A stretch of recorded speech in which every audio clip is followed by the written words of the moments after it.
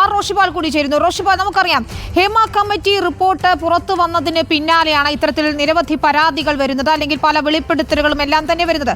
പക്ഷേ അപ്പോഴും ഈ ഹേമ കമ്മിറ്റി റിപ്പോർട്ട് വിശദമായി പരിശോധിച്ചിട്ടുള്ളയാളാണ് റോഷിപാൽ. അതല്ലാതെ പുറത്തു വന്ന വിവരങ്ങളല്ലാതെ പല കാര്യങ്ങളും റോഷിപാൽ തന്നെ നേരിട്ട് മനസ്സിലാക്കിയിട്ടുള്ളതുമാണ്. പലർക്കും ഇപ്പോഴും അന്വേഷണ സംഘം പലരിൽ നിന്നും വിവരങ്ങൾ ശേഖരിക്കുമ്പോഴും ആരും പരാതിയുമായി മുന്നോട്ട് വരാൻ തയ്യാറായിട്ടില്ല എന്നതാണ്. കൃത്യമായി രേഖാമൂലമുള്ള പരാതികൾ നൽകാൻ കഴിഞ്ഞിട്ടില്ല. കാരണം അതുണ്ടാക്കുന്ന പ്രത്യാഘാതങ്ങൾ, അല്ലെങ്കിൽ സിനിമാ മേഖലയെ തുടർന്ന് മുന്നോട്ട് പോകാനാകുമോ എന്ന ആശങ്ക, എങ്ങനെയായിരിക്കും സമൂഹം തങ്ങളെ കാണുക എന്നതുൾപ്പെടെയുള്ള ആശങ്കകൾ അവർക്കുണ്ട്. പക്ഷേ ഇന്നിപ്പോൾ കോടതിയുടെ വിധി പ്രസ്താവത്തിലൂടെ ഇത്രയും ഉന്നതനായ ഒരു വ്യക്തി പ്രതിസ്ഥാനത്തുള്ള ഒരു കേസിൽ കോടതിയുടെ വിധി പ്രസ്താവം വരുന്നത് അതിജീവിതമാർക്ക് പിന്തുണ ഉറപ്പാക്കും എന്ന് അടിവരയിടുന്നത് തന്നെയാണ്.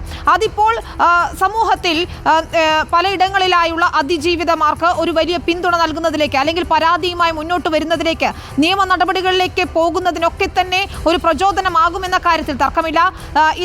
ഈ സിദ്ദിഖിന്റെ കേസ് ഏറ്റവും പ്രാധാന്യം അർഹിക്കുന്നതും അവിടെയാണ്. ഹേമ കമ്മിറ്റി റിപ്പോർട്ടിലുള്ള മൊഴികൾ, പരാതികൾ, അതുമായി മുന്നോട്ട് പോകുന്നതിന് അതിജീവിതമാരെ സഹായിക്കുക എന്നത് സമൂഹത്തിന്റെ ഉത്തരവാദിത്തമാണ് എന്നുകൂടിയാണ് കോടതി ഓർമ്മിപ്പിക്കുന്നത്. അപ്പോൾ വരും ദിവസങ്ങളിൽ ഇതിന്റെ അലയൊലികൾ നമ്മൾ പ്രതീക്ഷിക്കുകയാണ്. കൂടുതൽ പേർ രംഗത്ത് വരുമെന്ന് തന്നെ നമുക്ക് കരുതാമല്ലേ?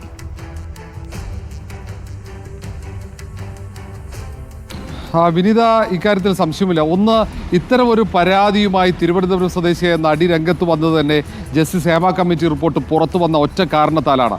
ആ റിപ്പോർട്ട് പുറത്തു വന്നതിന് തൊട്ടു പിന്നാലെയാണ് തനിക്ക് സിനിമാ മേഖലയിൽ ഒരു പ്രമുഖ സിനിമാ നടനിൽ നിന്നും ഉണ്ടായ ദുരനുഭവം മാധ്യമങ്ങൾക്ക് മുന്നിൽ ഈ നടി വിശദീകരിച്ചത്. പിന്നാലെയാണ് ആ പ്രത്യേക അന്വേഷണ സംഘത്തിന് രൂപം നൽകുന്നതും അവിടെ DGPക്ക് ഈ നടി പരാതി നൽകിയതും. നേരത്തെ സമാനമായ പരാതി ഉന്നയിച്ചെങ്കിലും ആരുടെയും പിന്തുണ ഈ നടിക്ക് ലഭിച്ചിരുന്നില്ല.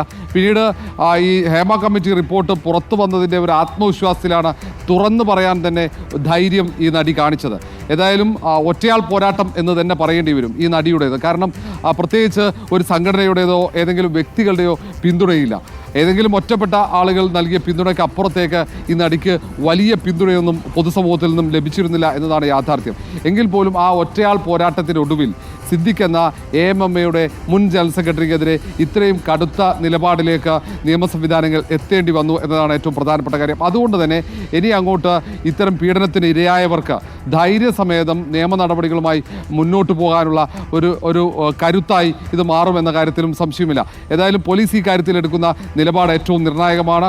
കാരണം ഇപ്പോൾ സമയമുണ്ട്, പോലീസിന് മുന്നിലാണ് കാര്യങ്ങളുള്ളത്. ഈ സുപ്രീം കോടതിയിൽ ഈ അപ്പീൽ പോകുന്ന ആ സമയം വരെ പോലീസിനെ സംബന്ധിച്ചിടത്തോളം ഏറ്റവും നിർണായകമാണ്. ഈ പ്രതിയെ പിടികൂടാനുള്ള അവസരം പോലീസിനുണ്ട്. തിരുവനന്തപുരത്ത് പോയ പ്രത്യേക അന്വേഷണ സംഘമുണ്ട്, ഒപ്പം മ്യൂസിയം പോലീസിൻ്റെ പ്രത്യേക സംഘമുണ്ട്. എല്ലാവരും കൊച്ചി ലക്ഷ്യമാക്കി നീങ്ങുന്നു. അവിടെയുള്ള പോലീസിൻ്റെ പ്രത്യേക സംഘം എല്ലാവരും പരിശോധന നടത്തുന്നു. എവിടേക്കാണ് സിദ്ദിഖ് പോയത്, സിദ്ദിഖ് ഒളിവിൽ കഴിയുന്നത് എവിടെയാണെന്ന് കണ്ടെത്തണം, സിദ്ദിഖിനെ പിടികൂടണം, കസ്റ്റഡിയിലെടുക്കണം, അറസ്റ്റ് ചെയ്യപ്പെടുന്നണം.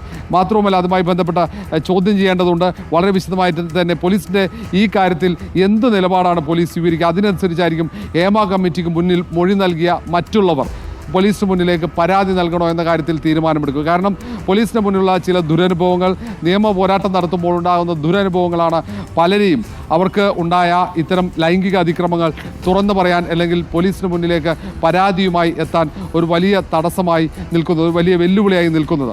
ഏതായാലും ഈ കേസിൽ, സിദ്ദിഖിനെതിരെയുള്ള കേസിൽ പോലീസ് സ്വീകരിക്കുന്ന നിലപാട് ഏറ്റവും നിർണായകമാണ്. മെറിൻ ജോസഫിൻ്റെ നേതൃത്വത്തിലുള്ള സംഘമാണ് ആദ്യഘട്ടം മുതൽ തന്നെ അന്വേഷണവുമായി മുന്നോട്ട് പോകുന്നത്. Thiruvananthapuram city police commissioner IG Sparjan കുമാറിൻ്റെ നേതൃത്വത്തിലാണ് അന്വേഷണം. ഒപ്പം ക്രൈംബ്രാഞ്ച് മേധാവി H വെങ്കടേഷിൻ്റെ മേൽനോട്ടവുമുണ്ട്.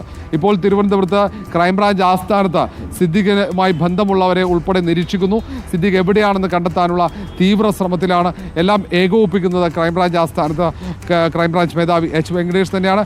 എല്ലാ ഉദ്യോഗസ്ഥന്മാരും അവർ രഹസ്യ സ്വഭാവം നിലനിർത്തിക്കൊണ്ട് തന്നെയാണ് സിദ്ദിഖിനെ കണ്ടെത്താനുള്ള ശ്രമത്തിൽ മുന്നോട്ട് പോകുന്നത്.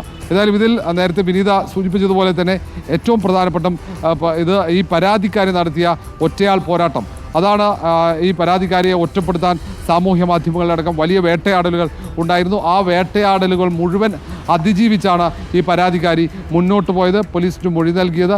പിന്നീട് അതുമായി ബന്ധപ്പെട്ട് DGPക്ക് അന്വേഷണ സംഘത്തിൽ അവിശ്വാസം രേഖപ്പെടുത്തിയാണ് DGPക്ക് പരാതി നൽകിയത്. കാരണം ചില നീക്കങ്ങൾ അത് പ്രതിക്ക് അനുകൂലമാകുന്നു, അല്ലെങ്കിൽ പ്രതിക്ക് തെളിവ് നശിപ്പിക്കാനുള്ള അവസരം അന്വേഷണ സംഘം നൽകുന്നു എന്നടക്കം ചൂണ്ടിക്കാണിച്ച് പോലീസ് മേധാവിക്ക് ഈ പരാതിക്കാരി ഒരു കത്ത് നൽകിയിരുന്നു. അതിനൊപ്പം തന്നെ ചില സുപ്രധാന തെളിവുകളും കഴിഞ്ഞ ദിവസം പോലീസ് മേധാവി കൈമാറിയിരുന്നു. അതുകൊണ്ട് തന്നെ വളരെ ഗൗരവത്തോടെ തന്നെ പോലീസ് മുന്നോട്ട് പോകേണ്ട സാഹചര്യമുണ്ട്. മറ്റ് കേസുകളിലേതുപോലെയല്ല. കാരണം ഇവിടെ പരിശോധന നടത്തിയപ്പോൾ തന്നെ ഈ മസ്കറ്റ് ഹോട്ടലിൽ സിദ്ദിഖ് ആ ദിവസമുണ്ടായിരുന്നു.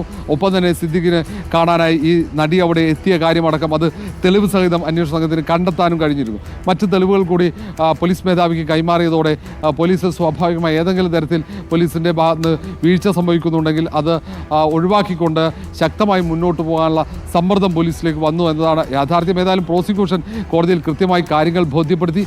ഇനി അങ്ങോട്ട് ഈ ഹേമ കമ്മിറ്റിക്ക് മുന്നിൽ മൊഴി നൽകിയ 56 പേരുണ്ട്. അതിൽ 21 പേരുടെ മൊഴി ഏറ്റവും ഗൗരവമുള്ളതാണ്. അതിൽ കൃത്യമായി ഗുരുതരമായ കുറ്റകൃത്യങ്ങൾ നടന്നുവെന്ന് കണ്ടെത്തലുണ്ട്. ആ 21 പേരെ നേരിൽ കണ്ട് മൊഴി ശേഖരിച്ച് തുടങ്ങിയിട്ടുണ്ട് അന്വേഷണ സംഘം. അതിൽ ആരൊക്കെ പരാതിയുമായി മുന്നോട്ട് പോകും എന്നതാണ് അറിയേണ്ടത്. പോലീസ് ഈ കേസുകൾ, ഈ പരാതികൾ എങ്ങനെ കൈകാര്യം ചെയ്യുന്ന ആശങ്കയാണ് നേരത്തെ ഈ പല മൊഴി നൽകിയവരും പ്രകടിപ്പിച്ച ഒരു പ്രധാനപ്പെട്ട കാര്യം. ഏതെങ്കിലും തരത്തിൽ വിവരങ്ങൾ പുറത്തേക്ക് പോകുന്ന ആശങ്കയുണ്ട്. പിന്നീട് അങ്ങോട്ട് ഈ പല മേഖലകളിൽ നിന്നുണ്ടായ ആക്രമണങ്ങൾ, ഒറ്റപ്പെടലുകൾ, അതൊക്കെ അതിജീവിക്കുക അത്ര എളുപ്പമല്ല. ആ ഒരു ആശങ്കയാണ് പലരും പരാതിയുമായി മുന്നോട്ട് വരാതിരിക്കാനുള്ള പ്രധാനപ്പെട്ട കാരണം.